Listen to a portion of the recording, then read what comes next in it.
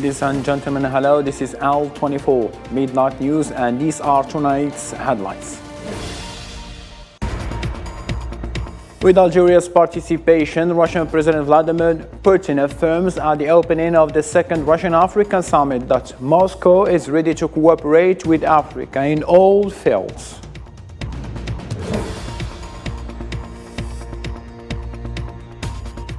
Amid the world's criticism of his continued detention, President of Niger, Mohamed Bazoum, affirms that citizens who believe in freedom and democracy will protect the gains made in Niamey.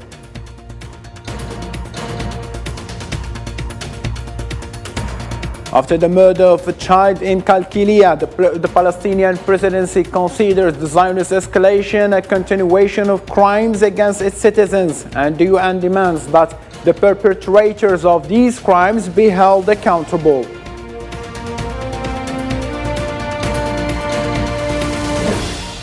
While Russia confirms that it has repelled several attacks on the Donetsk front, Ukraine, Zelensky visits Dnipro and stresses the importance of military supplies from the West.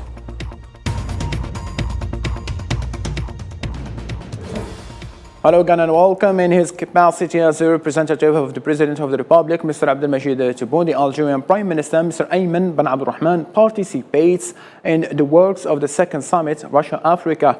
The summit, along with its economic and humanitarian forum, kicked off on Thursday in the Russian city of St. Petersburg with the participation of 49 representatives of the African countries from 17 African leaders that will participate in this event. Also, the Algerian Prime Minister Ayman Ben Abdulrahman has held talks with the Vice President of the Transitional Sovereignty Council of the Republic of Sudan, Malik Agar, on the sidelines of his participation as a representative of the President of the Republic, Abdelmajid Tebboune, in the Africa Summit that is being held now in St. Petersburg. The meeting was an opportunity to discuss the relations between the two countries and to exchange views on the efforts aimed at overcoming the crisis besetting in Sudan.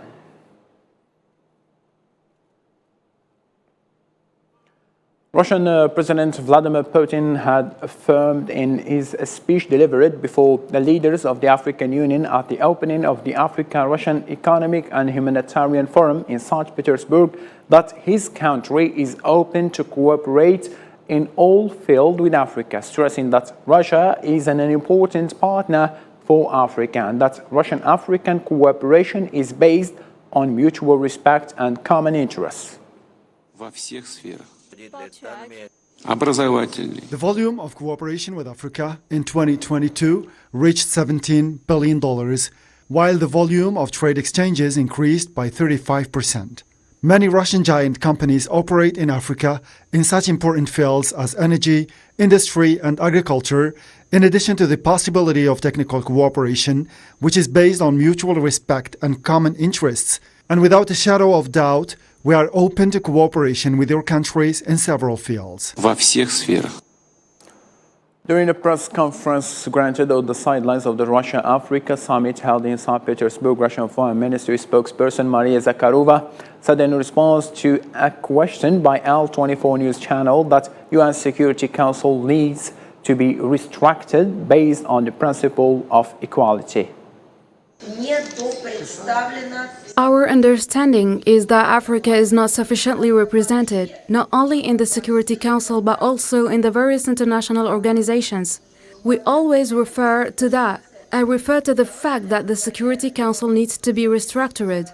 This restructuring should be done based on a just and equitable scenario, and we should work more on that, but in a collective way and not separately, so that our voice will be heard louder. And now more on Africa-Russian summit with our L24 special envoy to St. Petersburg, Sarah Lel, that will briefly explain today's opening by President Vladimir Putin. Today was the official launch of the Russia-Africa Summit here in St. Petersburg, Russia, with the participation of over 40 countries in the event. During his opening speech, President Putin has stated that Russia will continue to actually provide African countries with cereals during the next months, at least 6 countries, and this for free. Also, President Putin emphasized the importance of the creation of a consultation mechanism of counter-terrorism and violent extremism in the area. In the same context, actually, the spokesperson of the Ministry of Foreign Affairs, Maria Zakharova, has animated a press conference during which, in answer to a question of the channel Al24 News, she stated that the countries, African countries, along with Russia and Algeria, should work together in order to achieve better representation of African states in the Security Council of the UN. She also emphasized the importance and how he shared the vision of Algeria of reforming the Security Council of the UN. Regarding the program of tomorrow, so President Putin is expected to issue a common communique with the President of the African Union regarding the recommendations of the event. After that, he was supposed to meet with the President of the Presidential Council of Libya, Mohammed Yunus al-Manfi. After that dinner, he's supposed to meet with several African leaders to talk about the conflict in Kiev. The same line of thought, the Africa-Russian Economic and Humanitarian Forum held on the sidelines of the Africa-Russia Summit is marked by a strong participation of Algerian economic operators, especially at the exhibition held on the sidelines of this event. The Algerian economic operators underlined the great Russian and foreign interest in the Algerian market and the remarkable openness to the Algerian products that deemed very competitive. Mohammed Khatou. A new space is available to Algerian economic operators through the Russian market, which opens its doors wide to the Algerian products displayed on the sidelines of the Africa-Russia Summit held in the city of St. Petersburg. The Algerian products have great chances to penetrate the Russian market, which is seeking competitive alternatives, as emphasized by the Algerian economic operators. We commend Algeria's strong participation that we noticed today in the Africa-Russia Economic and Humanitarian Forum. It's a strong participation to open up new horizons for trade exchanges and investments, and for opening doors to Algerian and Russian investors in order to transfer technology and exchange services. We also noticed that the Algerian pavilion was strongly represented, and there was great interest by Russian investors on Algerian products and services. Russia and African countries show great interest in Algerian products as Algeria is trying to build fruitful economic partnerships with strategic allies.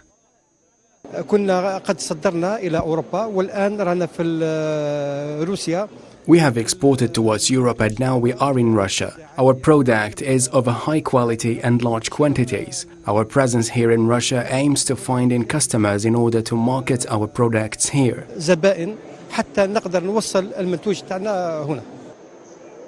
Algeria and Russia seek to increase the volume of bilateral trade exchanges and diversify them to include promising fields and sectors such as agriculture, food industries, mining and pharmaceuticals, and exceed the threshold of $3 billion of exchanges, which was recorded during the previous years. Not only Algerian operators, but another number of African economic operators and businessmen expressed their aspiration to establish fruitful partnership with Russia in order to strengthen the continent's economy. The forum is a great opportunity for African countries to develop and move forward. We hope through our partnership and cooperation with Russia to improve and strengthen the economies of the African countries. We are here to look for new partners as we seek to develop our economic partnership with Russia. We came to Russia to participate in St. Petersburg Forum and search for new markets to export our products. We also aspire to strengthen our trade relations with Moscow. Les commerçants russes. In a different matter now, Niger's President Mohamed Bazoum said that the hard-won gains will be preserved. Nigerian President, in a post on Twitter, added that Nigerian citizens who love democracy will protect those gains. Bazoum's statements come in the wake of the detention of him by members of the Presidential Guard yesterday inside the presidential palace, which sparked a wave of regional and international condemnation.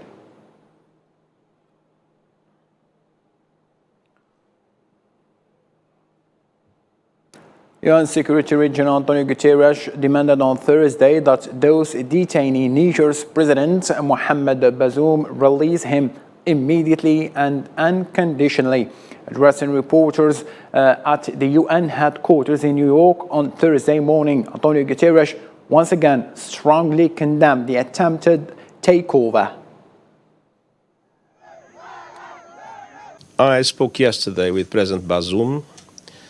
I don't know exactly where he is, but he was detained. He told me he was well, but he told me that the situation was very serious. And that is the reason why I made today a very strong appeal, not only for him to be immediately released, but not only that, for the democratic institutions to be reestablished. The chairman of the African Union and president of the Comoros, Azil Assoumani, denounced the recent detention of Niger's President Mohamed Bazoum in the country's presidential palace.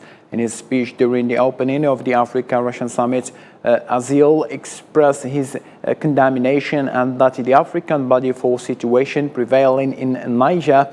It's worth recalling that the African Union strongly condemned on Wednesday what he described as the tendency of some soldiers to destabilize democratic institutions in Niger, calling on those behind to immediately stop this unacceptable behavior.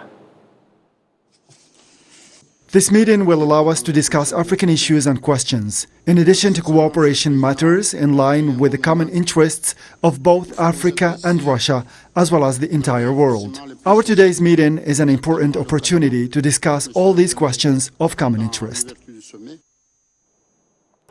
Meanwhile, the United States condemned the attempted coup against the president of Niger, that is also pronounced Niger, Mohamed Bazoum, affirming that it support him as the democratically elected president. U.S. Secretary of State Antony Blinken said in a press conference during his visit to New Zealand that Washington is closely following the developments in Niger, stressing his country's rejection of attempts to seize power by force.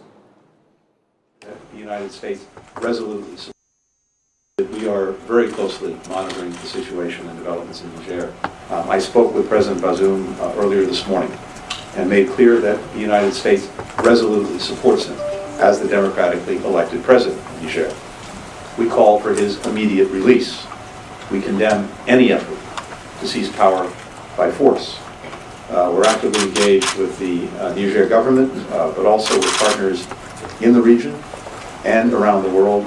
Will continue to do so until the situation is resolved appropriately and peacefully. The acting Secretary General of the Algerian Ministry of Foreign Affairs, Abdelnour Khandoudi, and the Japanese ambassador to Algeria, Kuno Akira, signed an agreement to establish an Algerian-Japanese economic committee. This deal is set of a consultation mechanism that was established with the aim of strengthening economic and trade relations between Algiers and Tokyo. Mr. Kuno Akira expressed his country's desire to strengthen friendship with Algeria, stressing that this mechanism will contribute to the development and diversification of bilateral economic relations. Avec cet accord, nous avons créé With this agreement, we have established a joint committee that brings together representatives of government agencies and economic partners from both countries. The committee's main objective is to discuss and enhance the mechanisms for strengthening our economic relations. We have already witnessed a renewed interest from many Japanese companies in this vast country, Algeria. Therefore, we believe that the time has come for our two governments to collaborate further, facilitating economic activities for businesses in both nations. The Algerian government has made significant efforts to improve the business climate, including the enactment of a new investment law and other legislations. On a different topic now, the representative of Polisario Front in Spain, Abdullah Al-Arabi, affirmed that any exploitation or economic activity in the Western Sahara territorial waters is a violation of international and European laws. This came in response to the statements made by the Spanish Ministry of Agriculture and Maritime Fishing, which is the Sahrawi diplomat, considered a new attempt to present a false truth regarding a territory subjected to military occupation and awaiting decolonization. Underestimating the crucial role of Polisario Front and attempting to renew previous agreement disregards the legal status of the region. The Spanish ministry statement presents a false truth concerning a territory under military occupation, still waiting decolonization.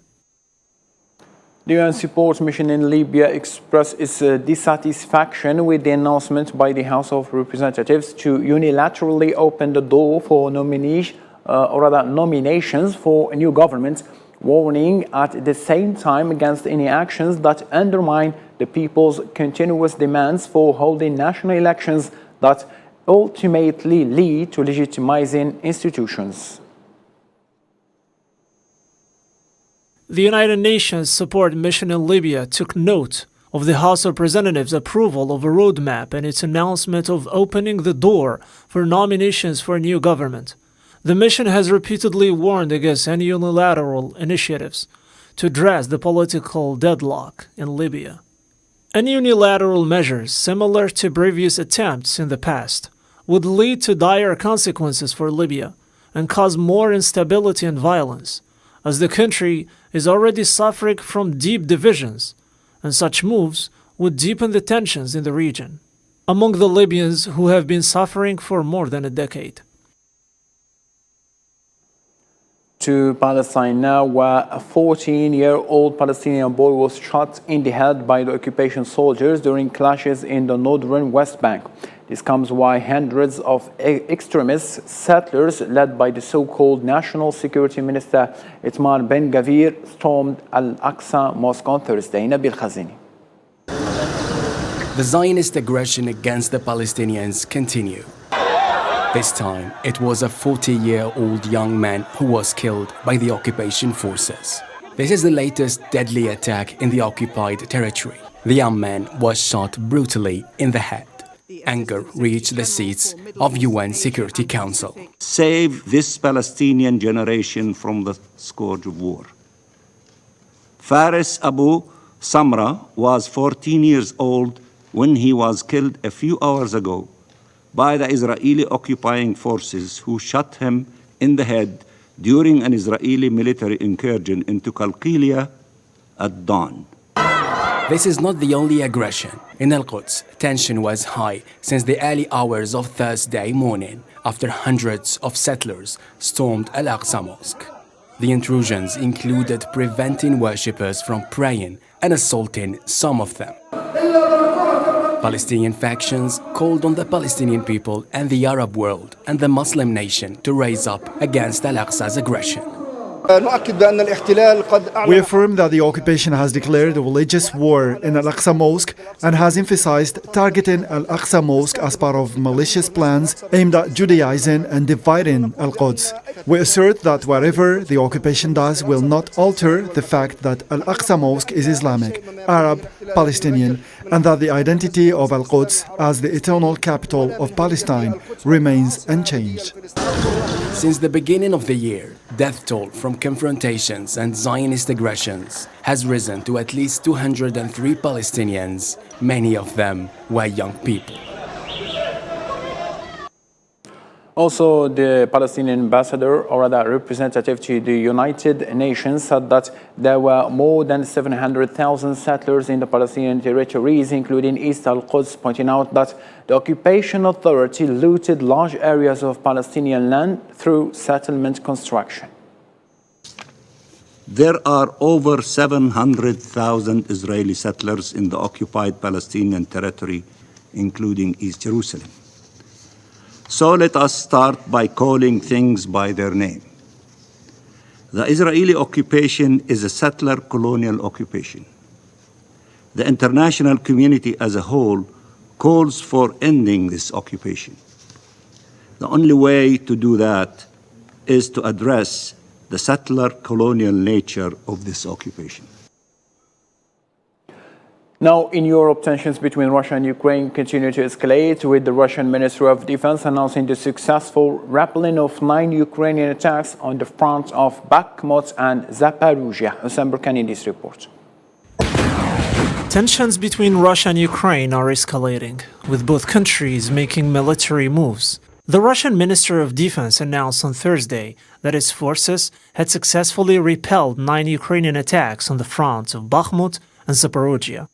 The ministry also said that its forces had launched precise and targeted strikes using long-range weaponry against Ukrainian airports, command centers, and deployment facilities. Over the past 24 hours, the Ukrainian armed forces made several unsuccessful attempts at offensive operations in Donetsk, Lyman, and southern Donetsk regions. However, the coordinated actions of Russian units effectively thwarted 9 enemy attacks in the areas of Avdiivka, Marinka, and northern Kirov of Donetsk. Meanwhile, North Korean leader Kim Jong-un met with Russian Defense Minister Sergei Shoigu in Pyongyang. During the meeting, Shoigu delivered a message from President Vladimir Putin to the Korean leader. The official Korean Central News Agency reported that Kim and Shoigu engaged in a friendly conversation, reflecting on the long history of friendship between their nations. The news agency also stated that the Korean leader and the Russian defense minister discussed matters of mutual interest in the field of national defense and security, as well as the regional and international security environment. It is unclear what these latest developments mean for the future of the Russia-Ukraine conflict. However, it is clear that tensions between the two countries are escalating, and it remains to be seen how the conflict will progress in the coming days and weeks. Chinese Foreign Ministry spokeswoman confirmed that China will publish information in a timely manner regarding the dismissal of Foreign Minister Zhang Gang from his position, noting that the Foreign Ministry has released information about the recent personal changes. Mrs. Mao Nyong stressed during the regular press meeting that Beijing strongly opposes what she called the malicious noise that followed the dismissal of previous foreign minister and the wave of speculations that spread about the reasons for his removal from office. The relevant information about the appointments and dismissals has been released in a timely manner from the Chinese side. We have always opposed the malicious hype surrounding this matter. In sporting, the Arab Club Champions Cup 2023, which is named after the Saudi's King Salman Club Cup, since Saudi Arabia is hosting the tournament from July 27 to August 12. The competition has begun yesterday with the opening game between the Qatari club As-Sadd against Al Wydad club from Morocco in the Prince Sultan bin Abdulaziz Stadium, where it was ended in a goalless draw. In the same line of thought, Algerian participant CRB Belouizdad will be playing today against the defending champion Raja club from the Kingdom of Morocco as well, in the time which is 2 p.m. Algiers time and the 4 p.m. Saudi's time, which the players from both clubs have expressed their passion and determination to reach an advanced stages in the Arab tournament.